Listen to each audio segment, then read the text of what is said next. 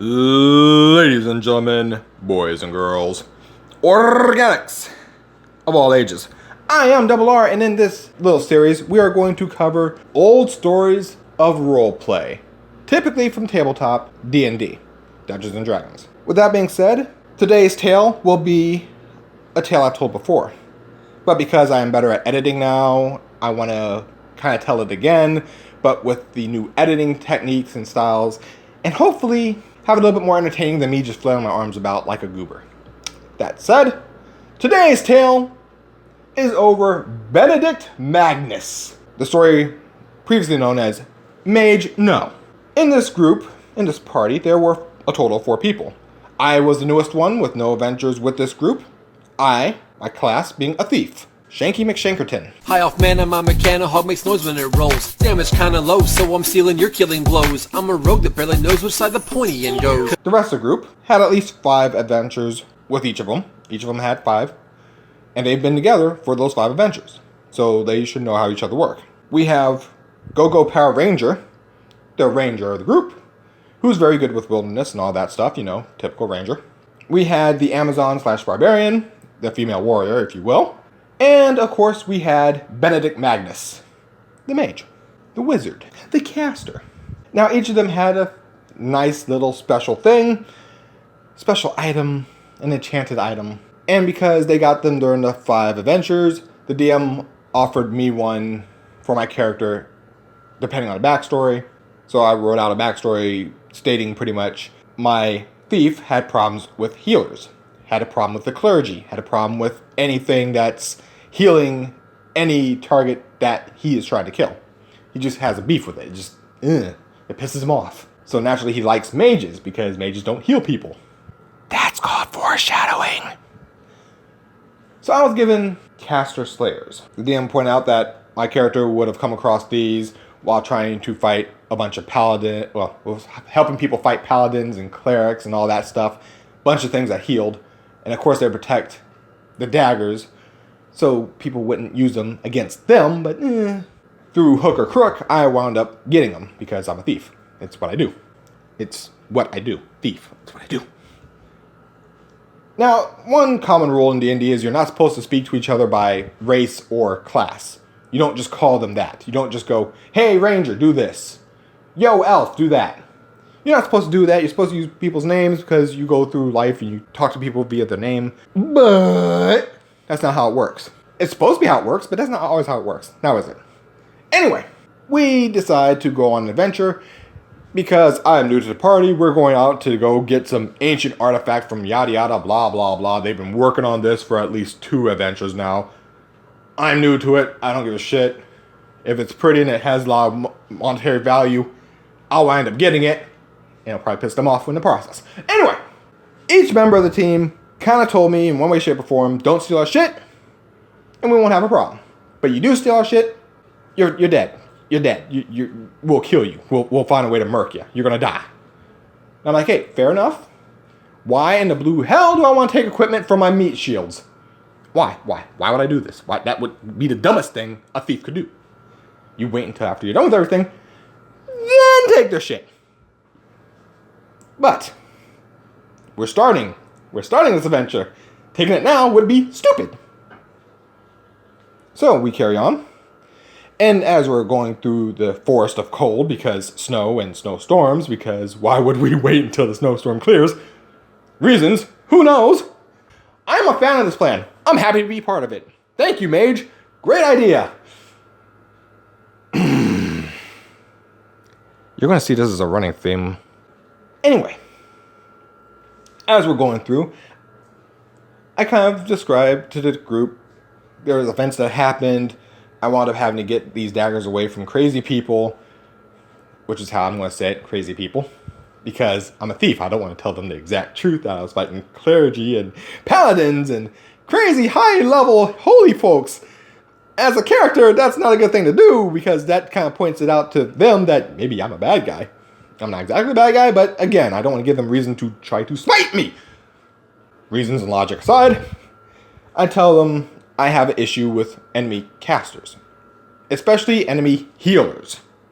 If the enemy is getting healed, I will target the healer no matter what. I will find a way to get there. I will find a way to murk them immediately.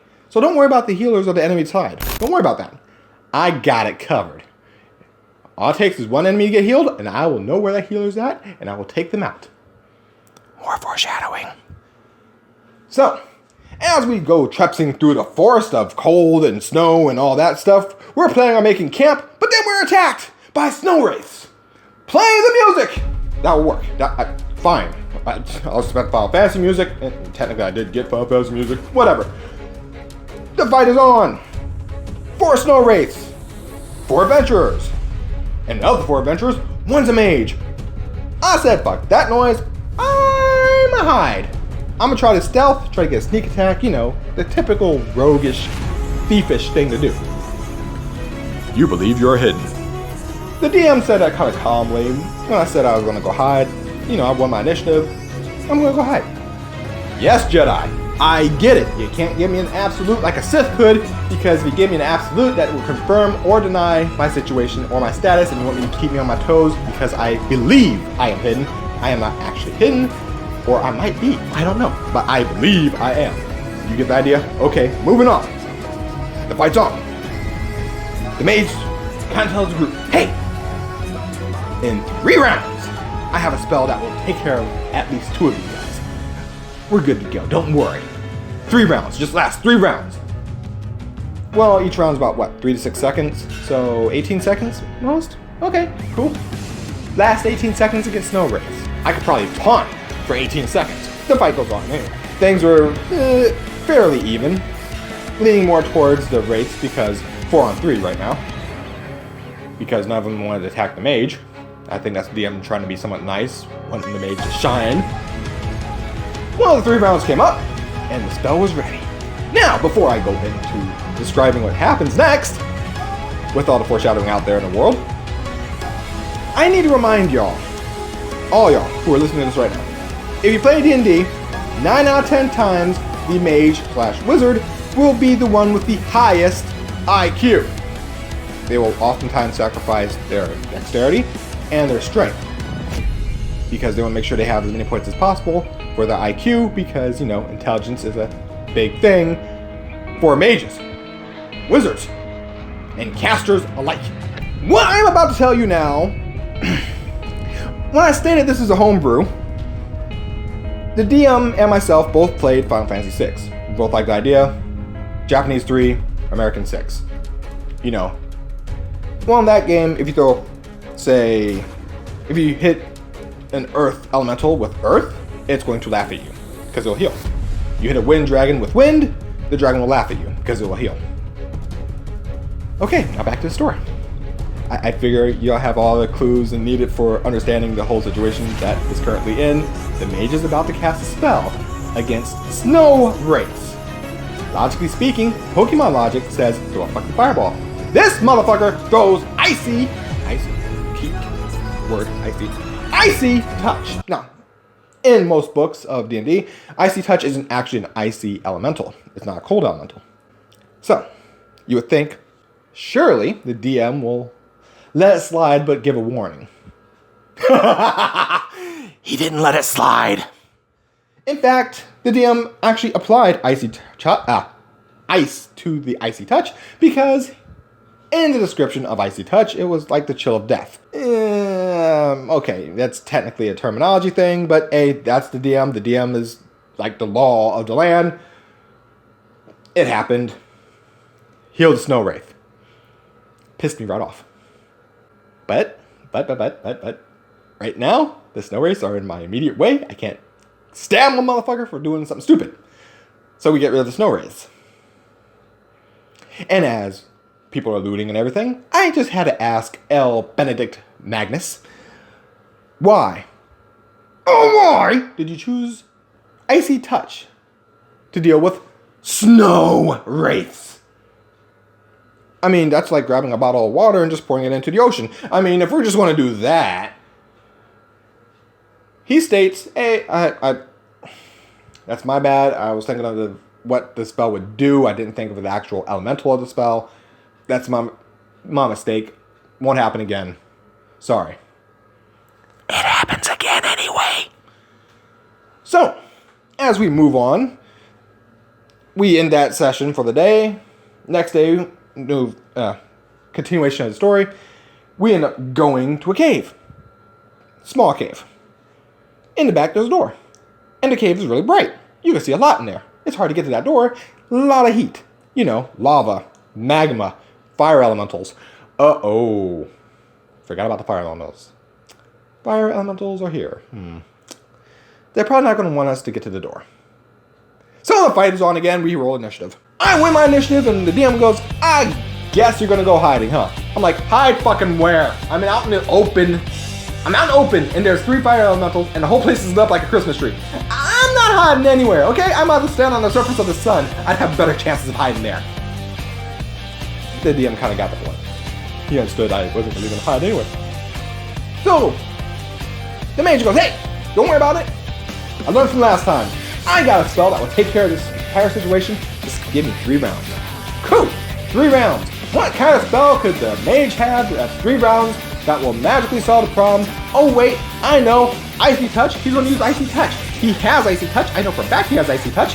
Logically speaking, this motherfucker will use Icy Touch against fire elementals, because hopefully Icy Touch against fire elementals would help us out. 3 rounds have passed. Things were going horribly, but we did drop one of the 3 elementals down. This motherfucker decides that the best spell of the situation, you know, since Icy Touch, he said, would influence 2 targets, you would think, logically speaking, yeah, you go to Icy Touch and kill those 2 fire elementals and you can pick them apart. Nope. Fireball. Dude took the Hadouken stance and everything. Threw it. Whoosh. Fire came out. Whew. I turned around and went, what the fuck is this? Fire elemental jumped in front of me. Got hit by the fireball. The explosive force hit me. Sent my character way over across the fucking cave. Half health. Gone. Half of max health, I should say. Gone. For those of you who know League of Legends terms, there's max health, and then there's current health. Half of current health would have been like, you had 10 hit points left, you lose 5. My max was 20, I lost 10. I was down to 5. Point being, I was not a happy camper. And that 3rd fire elemental was really eager to fight. He was happy, he was back to full health apparently. Okay. Alright. Warned you. I stated clearly. I stated plainly. I don't like enemy healers. Alright. My next turn. I told the DM, I'm taking out a dagger and I'm lobbing the motherfucker at the enemy healer. But it's 3 fire elementals. I am lobbing one of my Caster Slayer daggers at the enemy healer. The DM got the idea real quick. So told me to roll. I rolled. Got an actual 20. He decided, you know, trying to help his friend out, to have me roll it again. You know, confirmation. I rolled it. Got another 20. Now, for those of you who know me, I have horrible luck with rolls. Times that 20s come up seems to be predestined by karma and the universe. But lo and behold, I got a 20, and then I got a confirmation 20. So then I had to roll damage against a 4 hit point mage.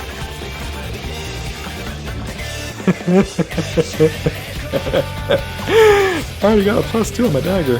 For me to fuck this up after I already confirmed the hit, it doesn't happen. I rolled enough to kill him at least 3 times. Now, I say that only because, one, it was a sneak attack. He credited it as a sneak attack. But even the DM was nice enough to say, hey, I'm gonna give him a shot. I'm gonna give him a chance. Because he's starting to cast something. I'm gonna give him a chance to try to dodge this. Benedict Magnus. Roll your reflex save. 2. Not he needed to. Not he got a total of 22. 2. And as I stated before, wizards and mages typically do not have things in dexterity or strength. They don't put bonus points in there. So he needed a natural 20 to dodge my dagger. Didn't get it. Dagger decided to make a new sheath in his face. He died. He dropped like a rock. Down. Now, the rest of the team didn't know what happened. It could have been a fireball that went awry. Maybe he didn't cast a spell properly. Who knows? Oh, wait, I know. We get rid of the fire elementals. Barely, but we do. And unfortunately for me, I couldn't get back to the body in time to take the dagger out of his face before the warrior walked over and saw the dagger in said face and knew immediately whose fault it was. Mine. So she goes into a belligerent yelling fit because apparently that warrior, barbarian, whatever, was dating that wizard and, well, well, it's not my fault. I warned y'all, I kill the enemy healer. It's what I do. It's a thing. I warned you. Okay, get mad. I don't care. Well, I should have cared a little bit because she draws her weapon and starts doing the whole Xena bullshit. And now me as a thief is like, oh, okay, this is a thing that's going on right now. And all of a sudden she gets disarmed. Something hits her weapon and it forces her to drop it out. Shock, surprise, whatever. I don't know if it was because her hand got clipped. I don't know. Didn't read the table stats for that. The ranger apparently shot the weapon. Or her hand. I don't know which. But it forced her to drop it. And the ranger kind of agreed. He's like, hey, I'm pissed too, but let's be honest. This is the second fight already. We would have died if he was allowed to cast again. Let's be honest. So that said, that all factored in. She was not happy with me. I don't give a shit. The ranger wasn't happy that I killed him, but was happy on my decision making. Because again, we would have died at the rate it was going. Just another explosion from a fireball probably would have killed the barbarian, then she wouldn't have been so pissed. But whatever. We already have an issue with the ranger firing into melee in the first place. That's its own story for its own time. But we decided to take the mage, pick his Rudy Poo ass up, carry him off. They decided to go back and resurrect the guy. I'm like, yeah, I'll follow. Y'all have y'all stuff. I'll be right there. I'll be right there. I managed to pick the lock and get some of the goodies for myself. I left the door cracked so I could tell him, hey, the door, by the way, the door is open. There's nothing in there. If there's something in there, it would have chased my ass. Because I took a peek to see if everything was good. So we need to go back as soon as y'all done resurrecting this dumbass, and we'll go do whatever we need to do. The point of this story pretty much is attention to detail. If you're going to cast Fireball at a fire elemental, don't do that. Don't do that. Just don't. Okay? Just don't. In most cases, when there comes to spells, fighting elementals, it is not a game of matching. What is this game, dude? Are you serious? Give me a green card! What are you doing? Holy shit!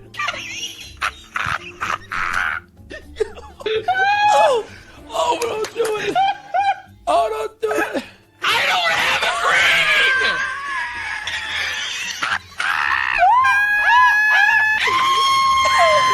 It is a game of opposites. You're playing Pokemon in a fantasy world in so many words. Like, Pokemon isn't a fantasy world, but let's stay with me here. Stay on target. If you're fighting a grass type, you're not going to want to hit it with water. You're going to want to hit it with fire. If you're fighting an electric type, you're going to want to hit it with water. You get what I'm saying? You want to hit it with the element that you know is going to hurt it. Fire elemental, icy touch. Snow wraiths, fireball. Throw the fireball at the snow wraiths. But no, let's just go ahead and throw fireball at the friggin' fire elemental. That must work. Whee! Nah, bitch. Nah. You knew what you were doing. Traitor. Needless to say, he no longer cast those fucking spells near me. In fact, I made sure to get nice and close to him. Every time we started a fight, I got nice and close to him. From that point on, I even made sure when I went to hide, I even told DM, I'm hiding behind the mage. Why? Because he's going to quickly think about what he's going to cast. Apparently it worked, because for next three